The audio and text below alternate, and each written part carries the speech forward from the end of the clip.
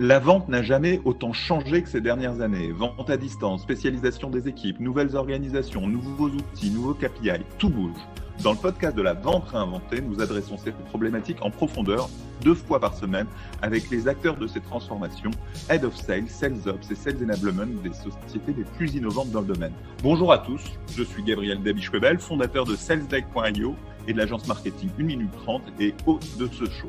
Tout de suite l'interview, mais juste avant, un petit mot pour vous faire découvrir SalesDeck.io, la nouvelle plateforme SaaS pour rendre vos rendez-vous commerciaux plus engageants et mieux préparés. Avec SalesDeck.io, vendez plus et plus vite en visio.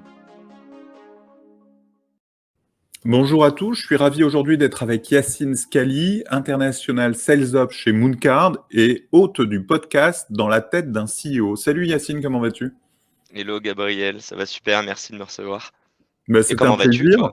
toi? Super, super. J'ai lancé mon MVP, donc c'est un grand moment. De Et bon donc augure. on est passé dans quelque chose de très opérationnel et c'est vachement sympa. Moi, ce qui m'intéresse aujourd'hui de creuser avec toi, c'est un peu ton parcours. Tu as un parcours assez atypique où tu es passé d'un métier, on va dire, à fort potentiel d'attractivité, bonne notoriété, celui de VC, tu étais chez Newfound et puis tu nous raconteras ça, à un Mhm. métier qui aujourd'hui est peut-être moins renommé, moins reconnu, celui de Sales Ops, dans l'univers de la vente, beaucoup plus opérationnel. Et en plus, comme je l'ai dit, tu as un podcast. Donc, on va un peu analyser ce parcours qui est un peu original, un peu différent. Et en particulier original dans l'univers commercial où souvent la vente, on vient de métiers qui rapportent moins d'argent et on va vers la vente pour gagner plus d'argent. Là, c'est peut-être un chemin différent. Donc, je serais ravi de comprendre ton chemin avec toi. Je vais te donner une première bille. Je ne suis pas drivé par l'argent. Je pense que c'est important et qu'il faut pas renier justement sa valeur. Donc toujours être aligné. En revanche, l'argent, c'est sympa le premier mois, mais derrière, c'est pris pour acquis. Moi, j'ai besoin d'un job qui me drive au quotidien et qui a la culture un petit peu de l'extra mile, de l'extra effort. Donc voilà, mais je vais peut-être reprendre un peu l'origine. Je vais commencer par me présenter rapidement. Moi, je suis franco-marocain, j'ai grandi à Paris et à mes 18 ans, je suis parti au Canada. Au Québec, faire donc 4 ans d'études. J'ai aussi fait 1 an en Chine. Je suis revenu en France avec donc un bachelor in business administration, avec une major in finance. Bref, beaucoup de noms très pompeux. Tout ça pour dire que j'ai plutôt étudié le business. Je savais pas du tout quoi faire de mes 10 doigts. Je voulais faire un master, donc j'ai pris une première année de césure.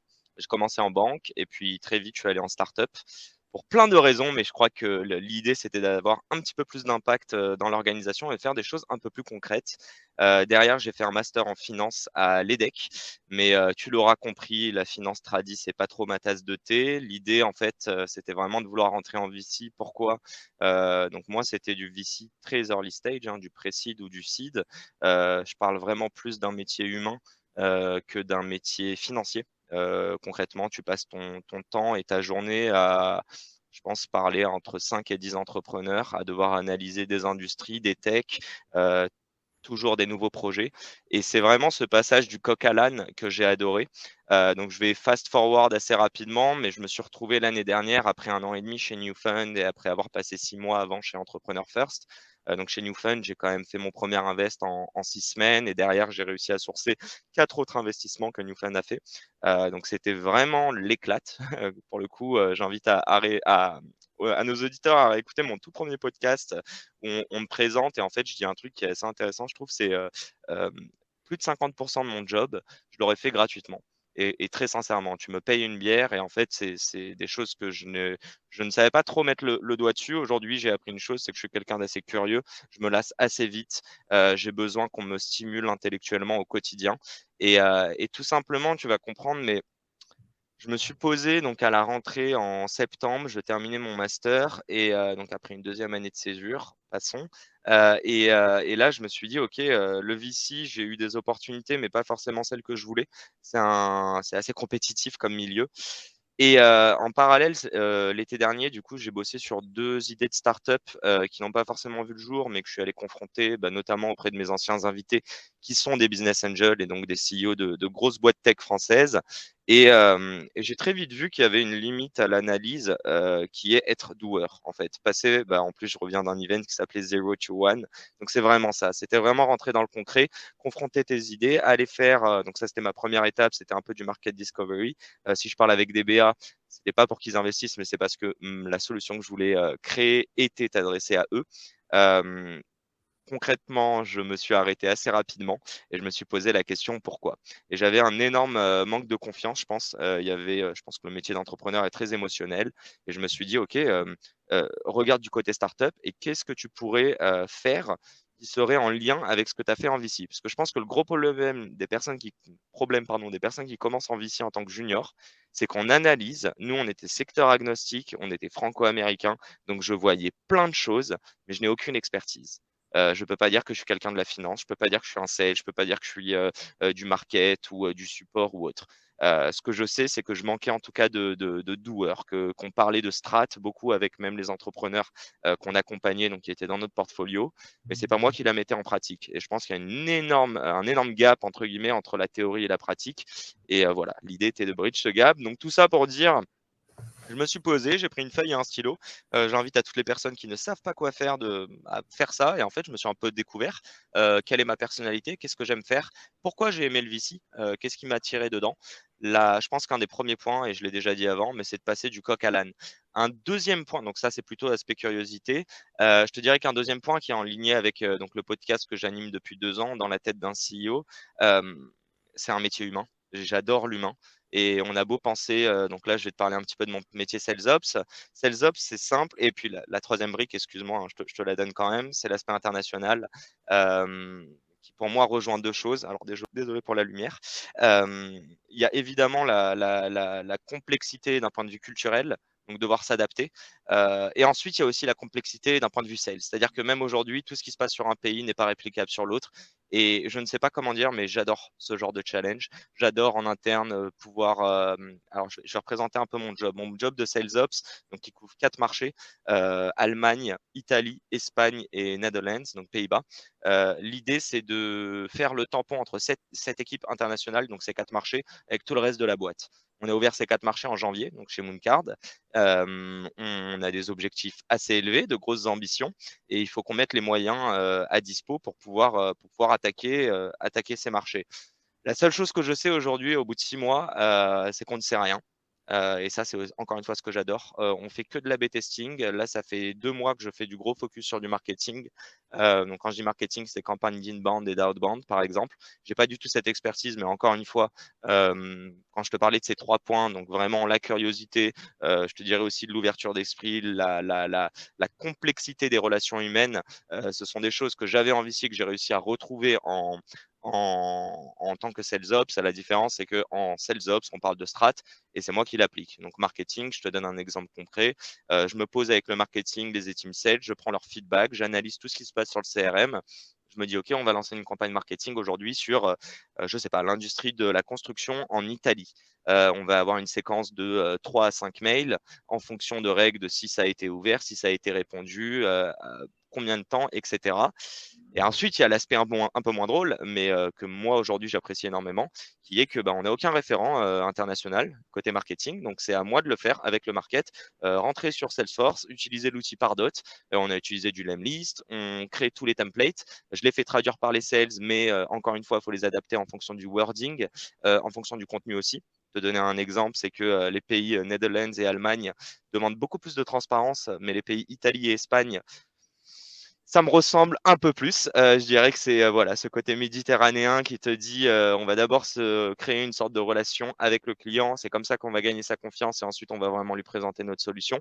Donc l'idée du mail, c'est juste de créer une sorte d'appât versus Allemagne et Netherlands où ils vont prendre un peu plus de temps à se décider, mais derrière, tu les prends et ils vont rester chez toi. C'est un peu l'idée. Donc la relation de confiance doit se créer dès le début. Bah, je vais reprendre mon rôle Ouais, d'intervieweur. On voit que ouais, parce que j'allais dire, je peux t'es dérouler. podcasteur et tu déroules. Bah, j'aimerais, ouais, justement, moi, je vais un peu reformuler ce que tu as dit. Mmh. Moi, je trouve ça très intéressant, ton choix d'avoir quitté le métier de VC. Je trouve ça intéressant parce que J'y moi, retournerai peut-être, hein. non, non, bien sûr, et je pense que tu voudras passer par la case entrepreneur de nouveau. Je Très pense. certainement, je comprends ton parcours. Enfin, je pense que moi-même, je suis entrepreneur. Et c'est vrai qu'en tant qu'entrepreneur, les jeunes VC, parfois, on se demande qu'est-ce qu'ils font là. Il y a quand même un rôle un peu particulier de chambre de tri, de De juniorité, légitimité, en un fait. peu junior par rapport à des gens qui, quand ils sont Bien sûr. entrepreneurs, alors il y a des jeunes entrepreneurs, mais il y a aussi des entrepreneurs un peu plus seniors qui comprennent pas très bien pourquoi quelqu'un de tout frais sorti d'école se met dans une position de recruteur ou d'arbitre. Donc moi, je trouve ça effectivement super intéressant, ce choix que tu as fait d'être plus dans l'action, d'être plus dans l'opérationnel, de se rendre compte ce que ça fait de rater un projet, d'avoir des difficultés, d'avoir des portes qui sont fermées. Ça, c'est quand même une vraie école, et puis qu'on n'apprend pas à l'école, et un cuir qu'il faut réussir à tanner pour que ça marche. Euh, Moi, ce qui m'intéresse un peu dans ce que tu as dit, parce que tu as sauté là-dessus assez vite, Oui, dis-moi. pourquoi tu as abandonné ton projet d'entrepreneur à ce moment-là? C'est que l'idée n'était pas bonne, c'est que tu te sentais pas encore assez aguerri.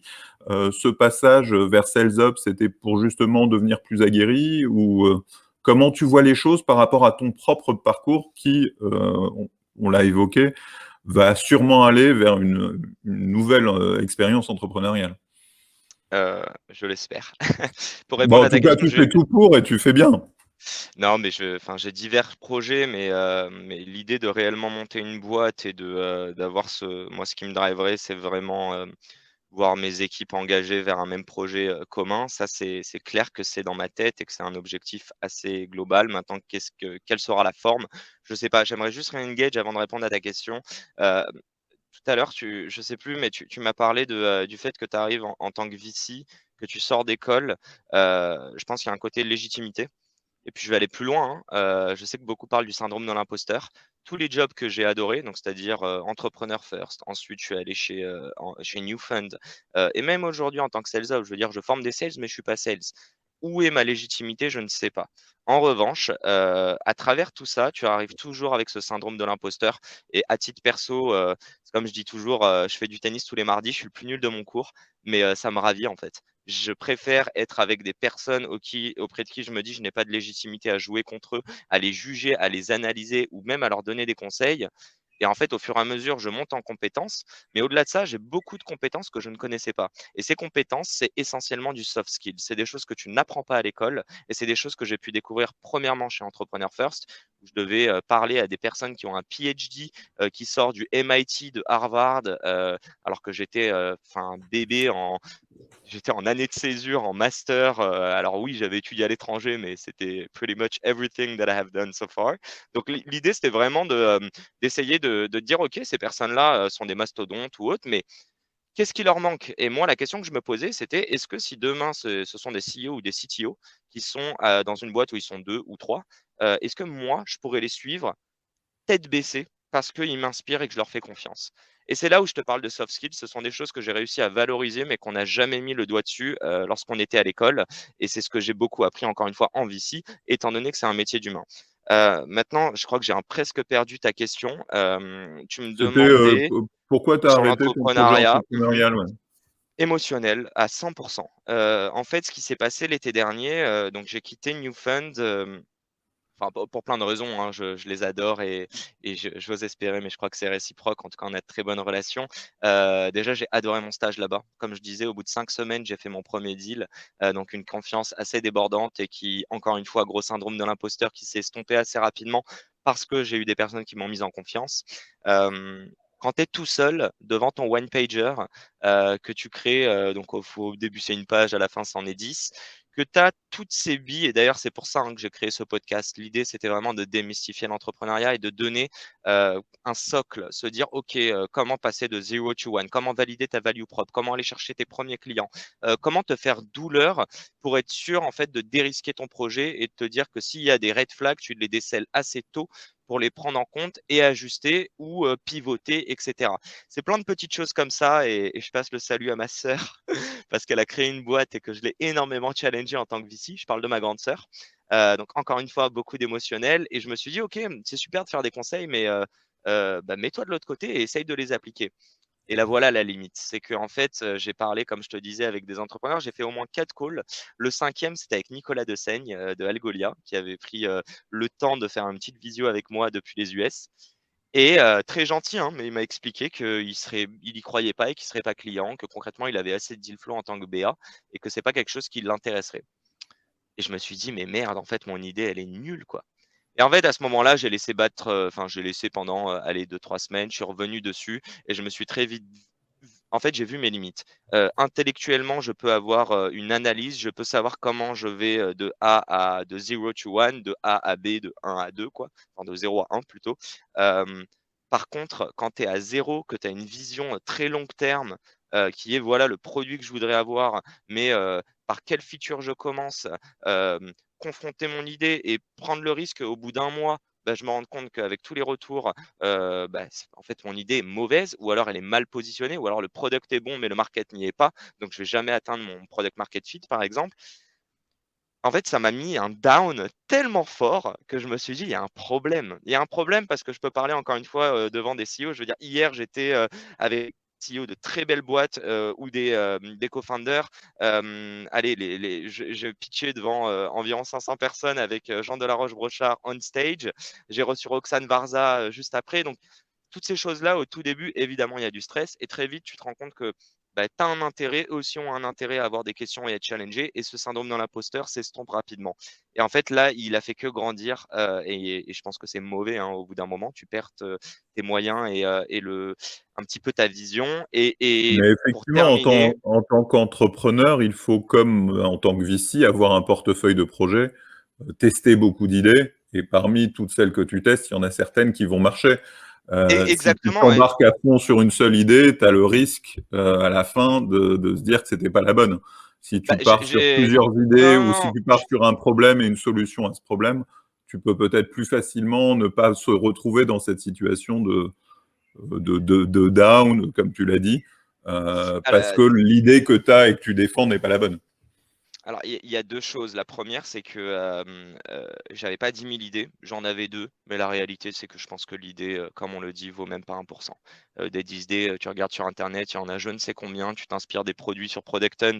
Je suis sûr qu'il y a des très belles idées, mais le produit est pas bon, ça va mourir et je suis sûr que dans quelques années, la même idée, mieux, matérialisée d'un point de vue product et même sales, hein, réussira. Donc l'idée n'est pas forcément un problème et pour te donner un ordre d'idée, enfin les 2 idées que j'avais, le premier c'était sur l'investissement, bridge le gap entre, toutes les boîtes qui n'arrivent pas à lever en fait en seed, alors qu'il y a quand même pas mal de fonds et beaucoup d'argent, mais qui se font recaler parce qu'elles ne vont jamais devenir des unicorns et bridge le gap avec toutes ces personnes qui aujourd'hui, commencent à gagner de l'argent, investissent dans la crypto ou dans l'IMO et dans quelques années vont voir et voient déjà le retour qu'il y a en VC et voudraient peut-être diversifier et ces personnes, ce vont être des business angels, mais elles ne le savent pas encore.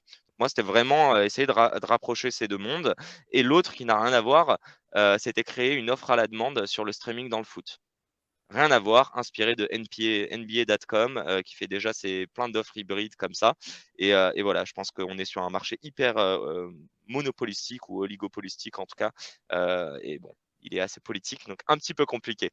Pour en revenir à notre sujet, encore une fois, si j'ai arrêté, c'est de l'émotion et pour battre cette émotion, c'est parce que j'ai eu peur. L'idée d'arrêter d'avoir peur, enfin de ne plus avoir peur, c'est de confronter mes peurs à quelque chose.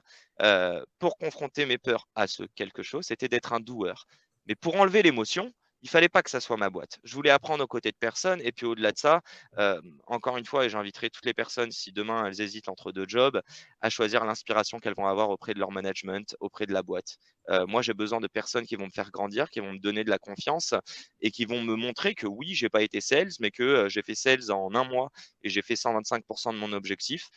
Que mine de rien, je n'aime pas ce métier. Je le dis très ouvertement. Pourquoi? Parce que c'est un métier encore une fois très émotionnel et que, tu peux être, hyper, enfin te réveiller le lundi matin et te dire: «OK, je vais tout défoncer aujourd'hui» et ne pas faire de vente et mercredi ou vendredi être dans le down et recevoir, donc nous c'est des KYC documents et les recevoir out of nowhere après des relances depuis 3 semaines et là, tu as ton deal qui est fait. Donc c'est ça, moi, il n'y avait pas assez de corrélation. Je voulais avoir des quick wins et ce qui me ravit aujourd'hui, c'est l'impact que je vais avoir en interne auprès de toutes mes équipes. C'est-à-dire les sales, mais c'est aussi améliorer la relation que les sales internationaux ont avec tout le reste de la boîte.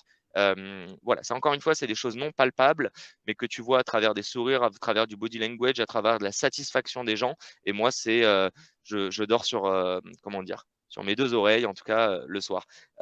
Donc l'idée aujourd'hui, oui, je me sers de Mooncard et oui, en tout cas, j'espère leur apporter aussi, mais évidemment, il faut être égoïste et évidemment, il faut savoir où est-ce que tu veux aller et oui, d'ici 5 à 10 ans, j'ai envie de monter ma boîte et oui, j'ai envie que lorsque je vais monter pardon, ma boîte, et ben, si je me prends une porte, c'est pas grave parce que je vais en ouvrir une autre, parce que je vais apprendre de cet échec et je vais continuer. Là, à l'heure actuelle, pardon, je prends une porte et je me dis, bon, je vais pas dire que j'étais en train de pleurer dans mon coin, mais j'étais en mode, «OK, bon, l'idée, elle sert à rien, OK, c'est pas pour moi» et aujourd'hui, je peux te dire une chose, c'est que l'idée, elle est là, qu'un jour, elle sera exploitée, que si c'est pas moi, c'est quelqu'un d'autre qui la fera, mais qu'en tout cas, j'ai une vision assez claire de ce que je veux faire, et sur plein d'autres idées, hein, évidemment que je ne pitcherai pas aujourd'hui, pardon.